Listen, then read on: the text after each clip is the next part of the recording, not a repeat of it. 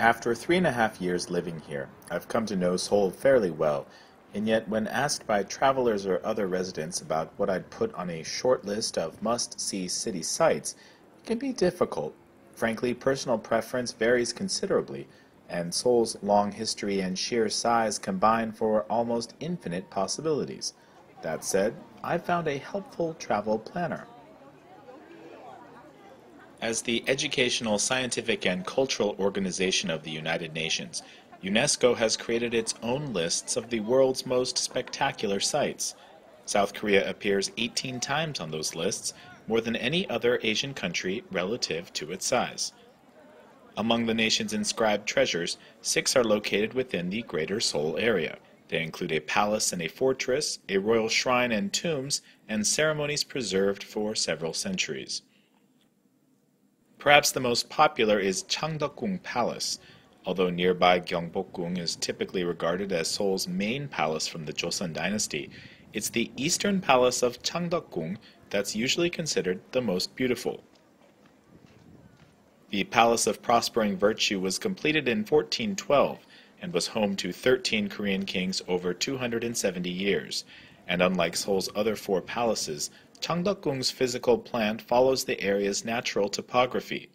The effect is one of harmonizing with nature instead of defining it.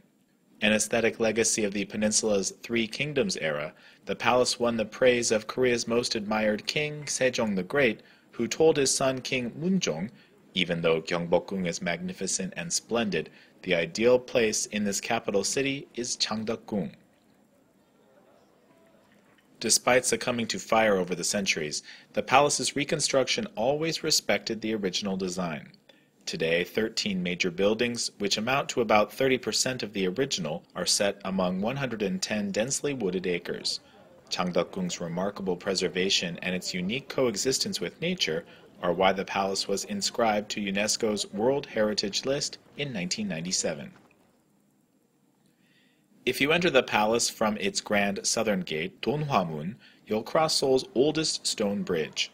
Constructed in 1411, Gumcheonggo's graceful arches are decorated with mythical fire-eating creatures called Hete. Beyond the bridge and gate, the palace is divided into 4 areas. The first surrounds the Grand Throne Hall in Jangjeon, the second largest wooden building in Korea. The interior design is a curious mix of east and west, with towering painted ceilings, an ornate throne, electric chandeliers, and Western-style curtains.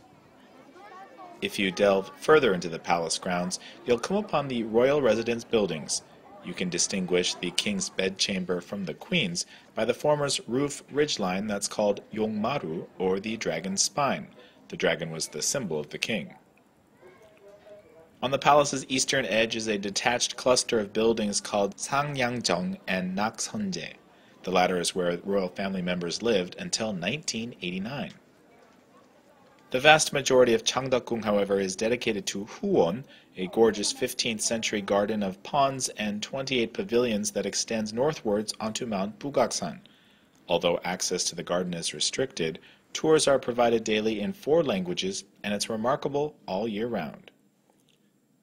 So the next time you're putting together a Seoul travel itinerary for yourself or someone else, I'd say that Seoul's UNESCO treasures are a great place to start. Well, that's it for this edition of Seoul Scene, but you can follow us on Twitter. Look for Discover Korea. Thanks for watching. I'm Matt Kelly.